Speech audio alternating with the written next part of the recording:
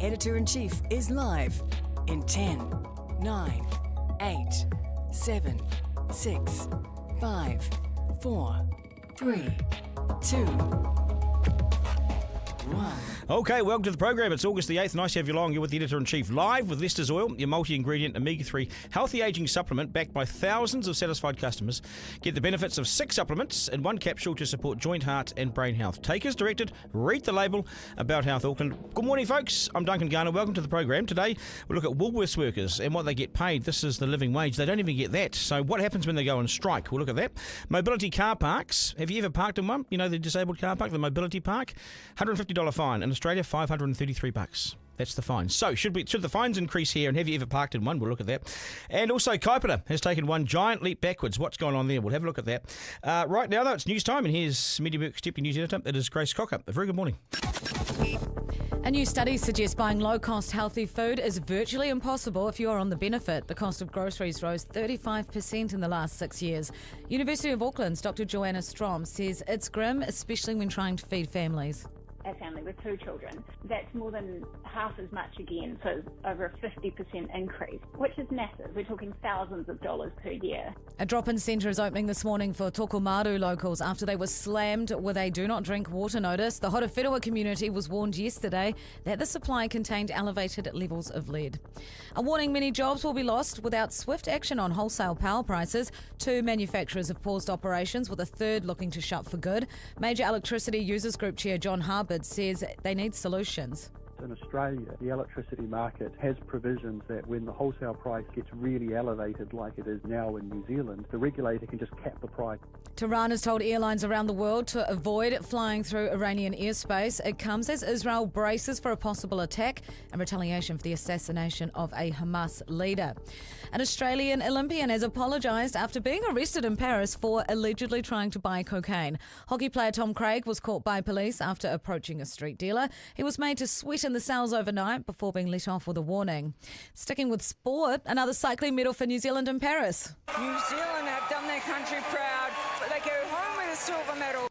The women's team pursuit has claimed silver after being beaten by the US in the final on Sky Sport. Meanwhile, there's relief for Kiwi high jumper Hamish Kerr. He's through to the Olympic final on Sunday, but needed 3 jumps to clear one of the early heights in qualifying. That third attempt at 220, I had to go to a dark place to get that jump.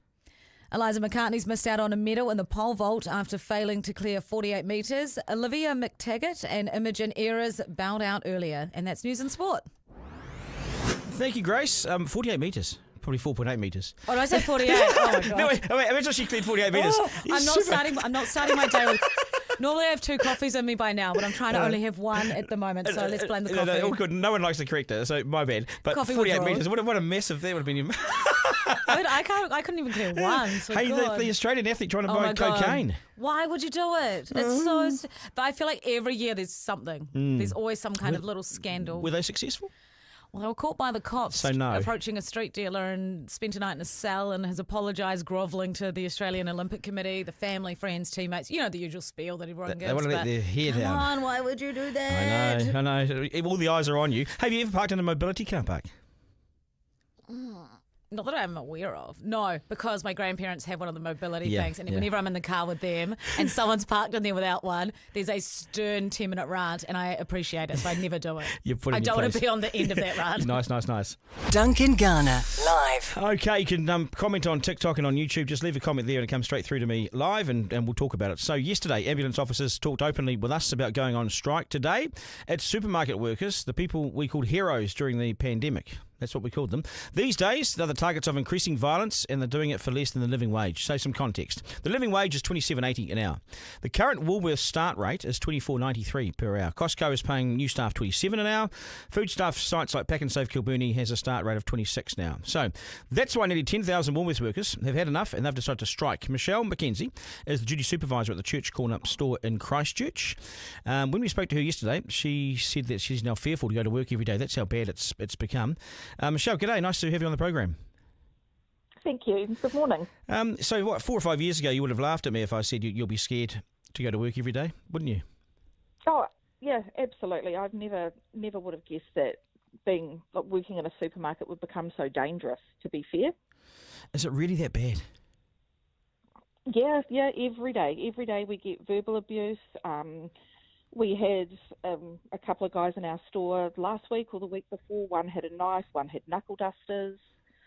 I've been chased around the store by someone and we've had to call the police. We get stuff thrown at us, spat at, sworn at every day. And all for just over $24 an hour, close to $25 an hour. Sort of It doesn't seem worth it, does it? But everyone has to work, I suppose. But No. It must be tough doing it for that. It is. It's really hard. It's really disheartening. I mean, to me, I think people don't necessarily see us as people. They see us as part of the Woolworths machine. But we take that stuff home every day. And every day you get up and you're saying, oh, what's going to happen today? What am I going to face at work today? Are you nervous about going to work? A lot of the time I am, yep. I'm more nervous for my team, I guess, than I am for myself. But it is really scary because you just don't know what's going to happen. And if you're working for less than the living wage, it's not really a fair deal, is it? Well, it's tough to live. It's tough to survive, that's for sure, especially with all those other things happening around you. What is there an incident that's happened in your store that's triggered anything? Is there anything that you can point to? Oh, yeah, we have, like I said, last week when we had two customers outside having a fight. One had a knife and one had knuckle dusters. I've been spat at. I've had people chase me through the store because I was in the wrong place at the wrong time. That's quite scary when you have that happen, and to know that you've got to front up and turn up the next day, and you're quite scared of what could happen. Do they protect you guys? Yeah. I mean, are the staff, the security guards on site, but their concern is probably stuff going out the front door. Do they have a concern for you guys as staff? There is. So, we have, so my stores are what's called a high-risk store because we report pretty much everything that happens. So we have body cameras, we have push-to-talk radios that we have on us all the time. I carry a duress alarm, so I can push that and that goes straight to the police. God, it sounds like prison. This sounds like being a prison guard. It does. It really does. But these are the measures we have to try and keep ourselves safe.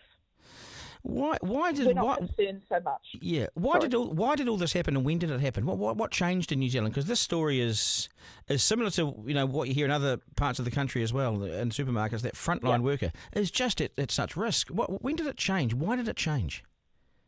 It changed more during COVID, and I think it was because we were one of the only places that were open. So that's the only place that people could go, and they were impatient with having to wait in line to come in and out of stores because we could only have a certain amount of people in store.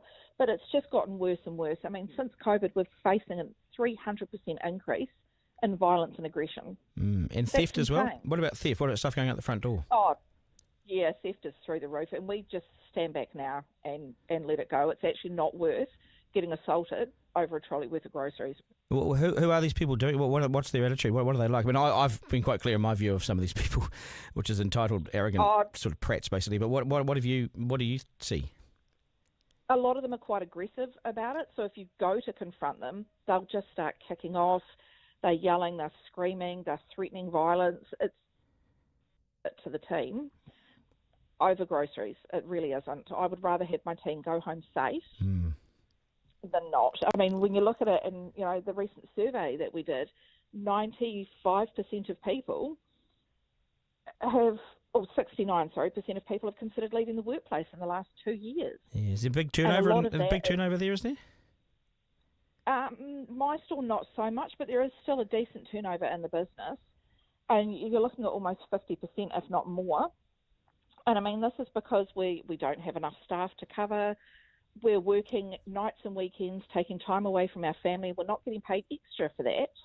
Yeah. It's just your standard base rate. So, for the likes of me who works from 2 in the afternoon till 10:30 at night, I'm missing out on every single evening and dinner with my families to keep the business running for no extra money. So when you start at Woolworths, you're on 20. Is that the starting pay for $24.93? Yep. Okay. I think it's. Yes, it is. Yeah, it is. $24.93. Yeah. Okay, which is well below the living wage of $27.80. Is this strike then? This strike then? You have obviously tried to get those basic starting pay rates up. What's the company said to you? So we've had 9 days of bargaining so far. I'm part of the bargaining team. So it's been really disheartening to know that 2 years ago we got this absolutely amazing deal for our team. We got them up to what was the current living wage at that point. Mm-hmm. But to hear that they're basically not interested in paying us the living wage is really disheartening to know that that's your worth. The company don't feel we're worth being paid the living wage. And that's really, really heartbreaking to go back and to look at my team and think, we're not even worth $27 an hour. Yeah, it's another sort of $20 a day, isn't it? That's what we're talking about. Yeah, It is. And that's huge. I have people in my store that by the time they've paid all their bills, are left with $50 a week for food. Yeah, it's not sustainable. We shouldn't be working poor when we work in a supermarket, for goodness sake. It's ridiculous. What's the strike going to look like? How's the strike going to work? Because we're talking 10,000 workers, aren't we? 10,000 people. Yep, 10,000 people. So currently we're doing stickers and flyers. So 10 stores across the country are putting flyers in people's bags that have got the stats from this supermarket survey we did. So it's saying that 75% of workers don't earn enough to cover their living expenses. Yes. Over 90% of our team reported that our stores are understaffed, and that 69% have considered leaving in the last 2 years. So those flyers are going into bags. We're wearing badges that say understaffed, underpaid, undervalued. You know, in places like Europe, and other sort of South America, 10,000 staff would be outside the front of their supermarkets with placards and refusing to work and crossing the line, all sorts of things. We've become so pro-business and so friendly and so cooperative as workers. We were the most cooperative people during the COVID lockdown. We were the most coordinated and cooperative. We when they said jump, we said how high. And I reckon sometimes you've got to get outside and get a bit angry about things. When if you're in the struggle and the struggle's real, then sometimes you've got to make a noise. It's quite scary, I think, for a lot of people to walk off the job. Yeah. So we thought if we did something that's a little bit fun to start with, so the stickers and the media strike, then we do a bit of a build-up to walking off the job. So you do intend to walk off the job? We will if we absolutely have to. So we've got bargaining again next week. If we don't get any results, then we'll be talking about what different strike action we'll be taking moving forward. Because I don't want to be anti. I don't even take sides here, but I hear your pain, and I can see what it's doing in society, and sometimes you've just got to go a little bit more full noise. I reckon you have to make it hurt them, which means they don't have staff, so they can't operate. Supermarkets only operate because they have people in there. Computers don't run supermarkets, right. People do. So while AI has helped, you need people, otherwise you can't open. I reckon you've got to make them heard. Oh, we're absolutely intending to if they're not going to budge, so we definitely have plans in place. They'll have to close the supermarkets, wouldn't they? How would they manage it without the workers? Well, this is it. They don't have the workers, then they might as well shut the doors. Yeah. Well, good luck. All the very best, and I hope you can get up to that $27 odd dollars. Thank you very much. Okay, take care. All the best. Thank you. Bye. Duncan Garner, live. Yeah, your feedback's been full on. It's come in. Duncan, I used to work supermarkets as a night fill manager, says Dave, and that moved to days. I can tell you it's understaffed. It's a shit show. It was a real shit show before COVID. We would have people leave and they would not want to hire people to replace them. That's the state of the New Zealand economy right now. People have left and they haven't filled the job. So they might be not laying people off, but they're not appointing people. That's why GDP is going backwards. MB says must have been scary working in that environment. I reckon it is too. It is sad when full-time workers don't make enough to live, says Tooks. Clap yourselves on the back, New Zealand. I agree. So you go to work, you work your ass.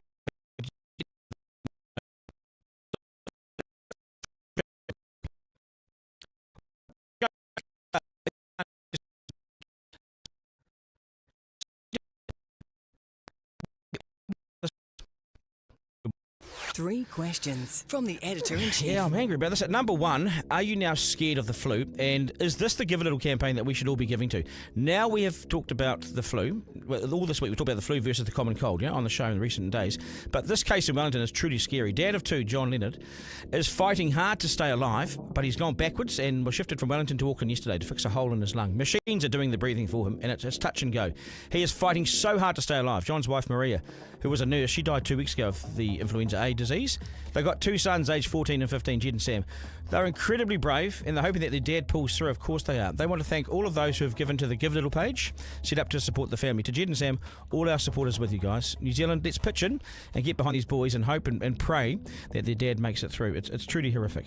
2. And number 2, how's this for Worst Employer of the Year? So an Auckland car parts company must pay more than $50,000 to a former employee after she claimed she was bullied and intimidated by the director. The woman, Courtney Brooker, resigned from her job at Japanese car parts after she had become so ground down by her employer that her physical and mental and emotional health became seriously adversely impacted. Her resignation came after just 14 weeks after starting at the company. She was discouraged from taking rest breaks and told she had to take them at her desk so she could be monitored. She was then criticised and micromanaged when she insisted on taking her statutory rest breaks away from her desk. She was told to come to work while sick, so the boss could see for himself how sick she actually was. Has this ever happened to you? And isn't that appalling state of affairs in this country? 3. Number 3. Now, be honest with yourselves. Who amongst you has ever parked in a mobility car park? Own up and at least flick me a message outing yourself. I'll admit to it, once as a teenager, I was confronted by an elderly man walking with a cane who gave me a right royal dressing down in the street. It was in Takapuna. I was so embarrassed and apologised and raced to the car and moved it. I've never done it again. So your turn. Be honest with me. If you do this in Queensland, you'll be fined $533 on the spot. For us, we probably need to go that way, don't we? Duncan Garner, live. Yeah, you know you do it. You know you've done it. People illegally using mobility parks are absolute pests, aren't they? Total pests. And we know this because the Mayor of Porirua, Anita Baker, says it's happening in her town. Her comments come as the government looks at making nationwide changes to the consequences of parking in these mobility parks without a pass. It's a no-brainer. If you aren't disabled, don't use a mobility car park. But is the fine for doing so enough to deter the kind of person who would take a space from someone so vulnerable? I've put my hand up. Will you do yours? If you're caught, it's a $150 fine. And the Porirua Mayor says this is just not enough, and she joins us now. Nice to have you on the program. Good morning. Good morning. So, why have you got so up in arms about this? What's happened recently in your town? You've seen a real sort of increase in this? We've had an increase and a lot more complaints from people with needing to use the mobility parks, and we've had them come and present to council about things that are with mobility around the city. So, yeah, it's really frustrating. People are just being, in my words, bloody lazy. You know, there's plenty of car parks in Porirua. You only need to move a couple over and then you're on a normal park. Yeah, Don't pinch one that is a mobility user. Yeah. I'm a Wellington boy, you know, and so I used to always head out to the Porirua markets. You know, it was my favourite thing I used to do on the weekends. Used to love it. There is no shortage of car parks in Porirua. You know, you guys live in an open, big, flat area. There are car parks. It's quite well designed. I don't think there's any excuse out there. I think you say people are lazy. I think they're arrogant as well. Oh, they probably are. The mobility group gave me a great sticker and they said, could we put it on the cars when our wardens are going round? And it says, if you want my park, do you want my disability? Yeah, yes. And it's true because, you know, people can't. We had a lady who has got a artificial leg the other day. She had to park in a normal park and then get somebody to actually move her car because she couldn't get into it. Oh, my God. Because the mobility park had someone in it who was illegal. And by the time our wardens get there, they've either gone or people are being abused for saying something to people.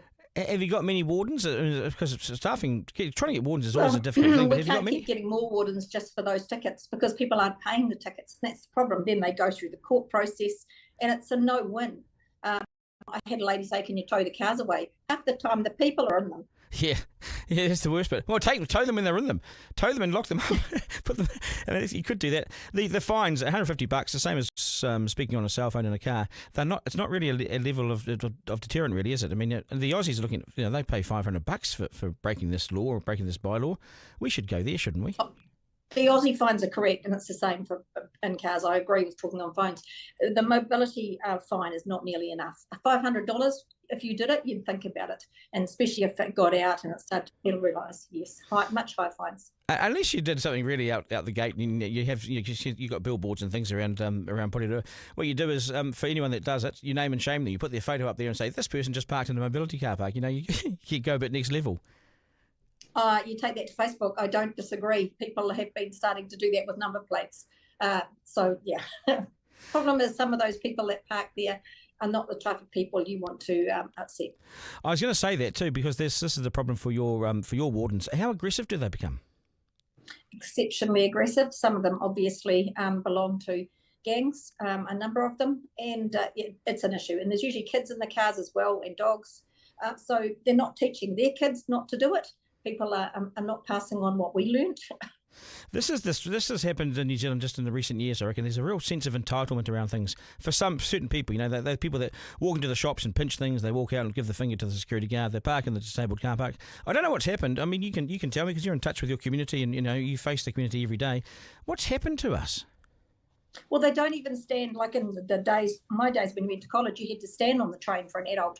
These days, the kids reply, "No, I'm not doing it. I've paid for this ticket," and their parents are saying they've paid for it. So a mum the other day said, well, if you're not going to stand, she put her 2-year-old on top of the kid and said, right, you hold my child. And she was pregnant. Well, the kid got up pretty quickly. But actually, we're not teaching the kids the manners that we used to have. And I'm sounding old when I say that, but it's not coming through. Yeah, well, I feel like I've got some kind of disease with my head because I keep nodding. I'm nodding at you, you know. I just can't stop nodding because I don't know if it is. I know it's old-fashioned to talk about these sort of things. But if it's true and it's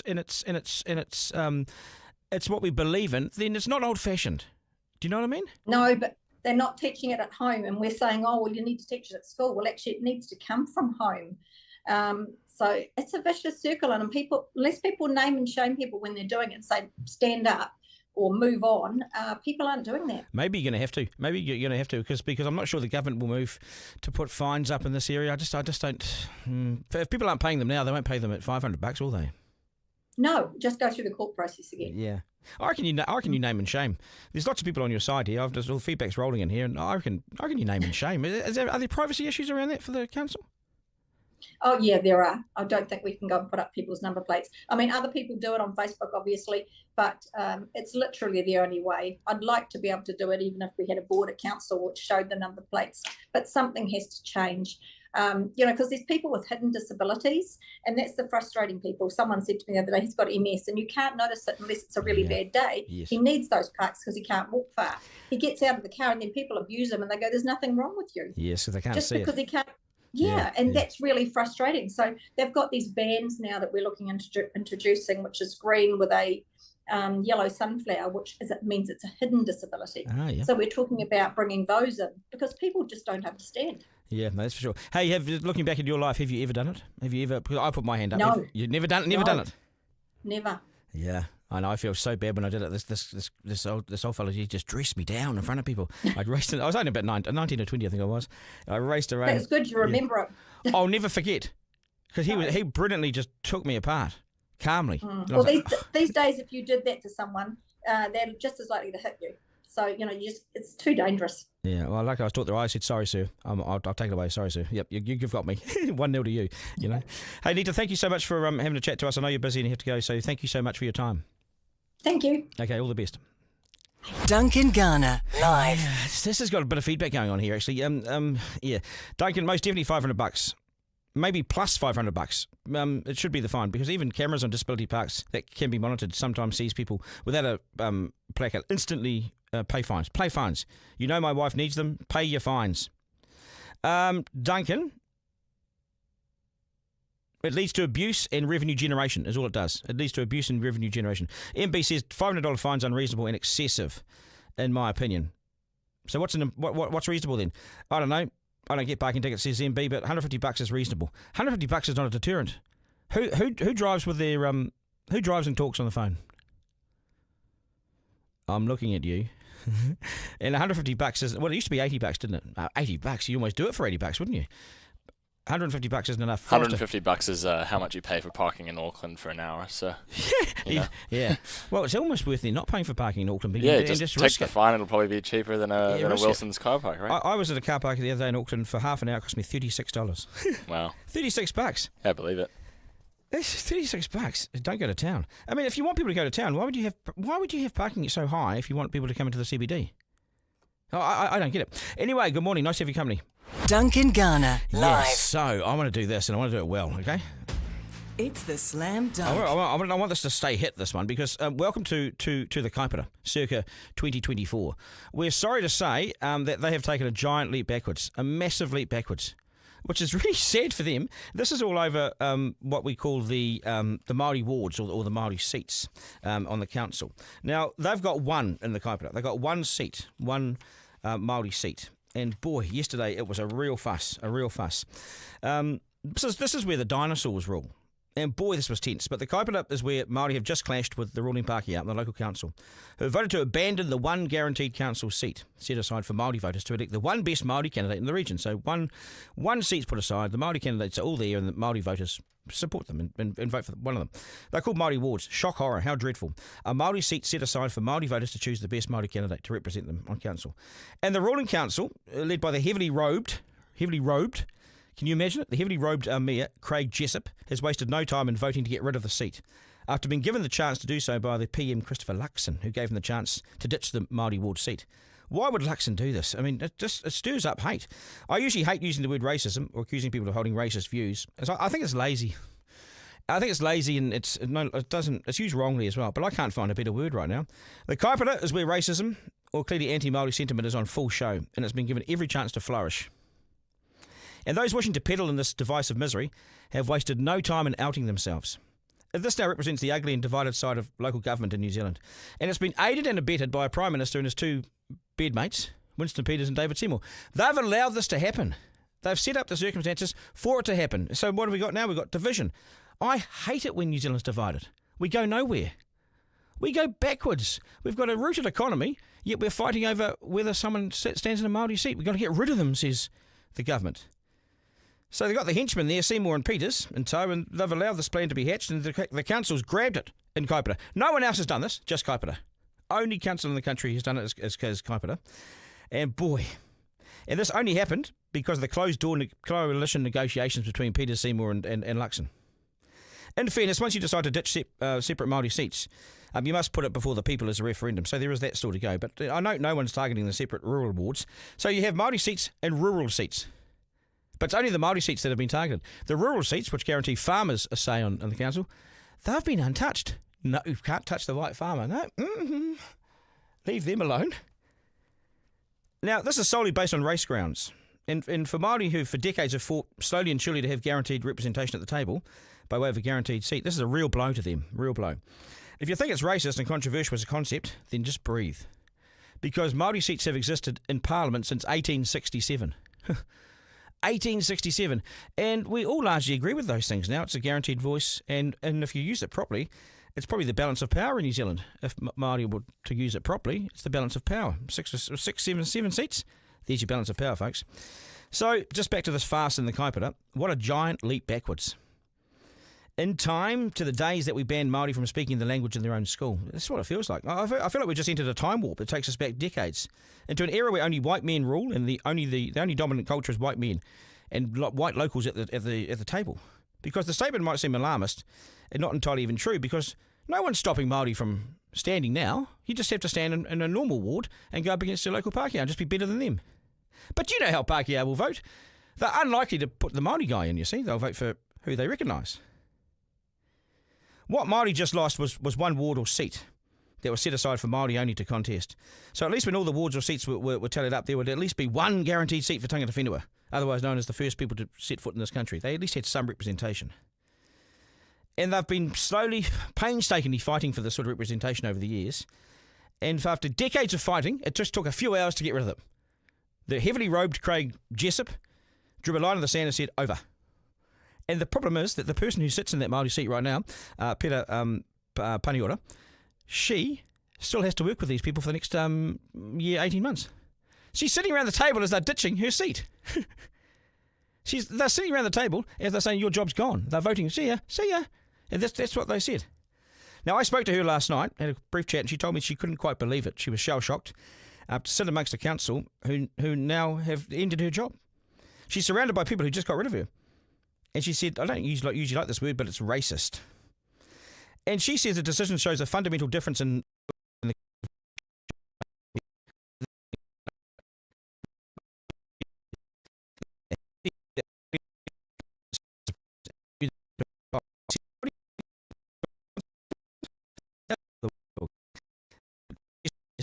that Māori knew if they took responsibility for themselves, they would succeed. If they sent their kids to school, took free dental care and doctor's appointments, and enjoyed the benefits of a healthy lifestyle, they could live well. It's kind of patronising, isn't it? Just do those things and you'll be a success. The vote was only possible, remember, folks, because Prime Minister Chris Luxon and his coalition partners agreed to it. How Luxon sees this as advancing a modern New Zealand is just anyone's guess and beyond me. But stand by for Māori to fight this, as only they will. They know how to not give up, and they'll go for this. Other jurisdictions around the country, as I said earlier, have not gone anywhere near this. It's just the Kaipara. Kaipara is the only council to send Māori packing in this. So welcome to your country 2024. We've taken this giant leap backwards in the Kaipara, and the farmers' rural seats have been left alone. Okay, but this is not racist, they say.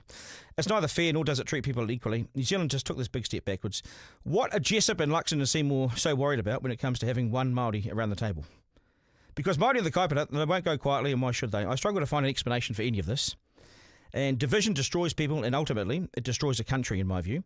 Mayor Jessup got his way, but only because the government gave him the opportunity. And I think that's extraordinarily sad. Duncan Garner, live. Right. Also, you've said to me, the feedback's good today, isn't it? Forrester, this feedback's good, isn't it? Yeah. Someone said it's ironic that it happened in a town of Māori name. Yeah, I know. 30% of people in the Kaipara are Māori. Yeah, exactly. And they've just taken away the one person who represents them. Yeah. I mean, Palmerston North voted to keep them, their ward, you know? God, is this? It's like, you know, my son, his grandparents, they were stopped speaking Māori at school, right? They were banned from speaking Māori, sent home banned. And this is like 60 years ago. We haven't got that further on, have we? If you think we've made all this progress, have a look at the Kaipara. I think it's extraordinarily sad. Thank you for your feedback today. What about the rural awards? You're telling me this. Dave says, what about rural? No, they're keeping those. See, and that's why it's racist, because it's just targeted at Māori. That's us. Thanks for tuning in to Duncan Garner, Editor-in-Chief, live with Esther's Oil, the premium New Zealand-made fish oil supplement backed by a study. Support joint, heart and brain health. Use code Duncan. Use the code Duncan for 10% off. If you use that, it's cheaper. This stuff works. I'm on it now. The joints are feeling much better. Abouthealth.co.nz. Take as directed. Read the label. About Health Auckland. So that's us. The podcast will be available shortly as a podcast rather than as a live product. And Isaac's going to do all that sort of thing. Miranda, thank you so much for everything. I appreciate everything you do. Forrester, thank you so much. Appreciate everything you do. And also Zarina, thank you so much. Appreciate everything you do. And to my team, thank you for your support. We'll do this all again tomorrow. Go out there and enjoy the best country in the world. It's right there. It's waiting for you. Take care, folks. That was Duncan Garner, Editor-in-Chief, live. Missed something on the live stream? Text Duncan to 3598 to listen back on the podcast. Want to get in touch? Call 0800 863 293.